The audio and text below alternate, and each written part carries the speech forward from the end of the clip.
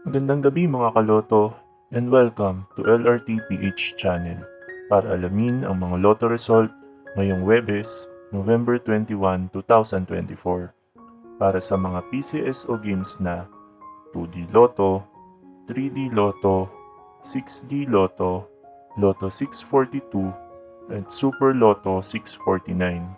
Pero bago ang lahat, kung bago ka pa lamang sa aming channel ay huwag kalimutang mag-like, mag-comment at mag-subscribe para updated ka sa daily lotto results ng PCSO.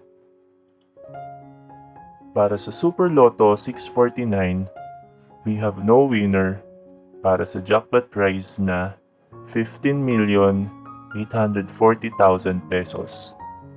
Ang ating Super Lotto winning combinations ay 40, 12, 37, 24, 27, and 18 in any order.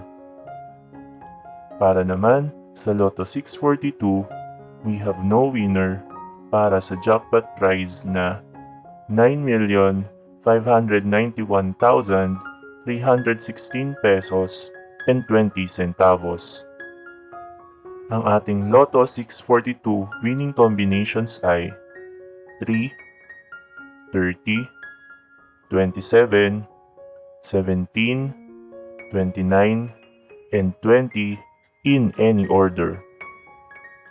Para naman sa 6-digit Lotto, ang ating winning combinations ay 3, 5, 0, 1, 1, and 4 in exact order. Para naman sa 3-digit Lotto for 9 PM draw, ang ating winning combinations ay 8, 7, and 1 in exact order. At para sa 2-digit Lotto for 9 PM draw, ang ating winning combinations ay 26 and 15 in exact order.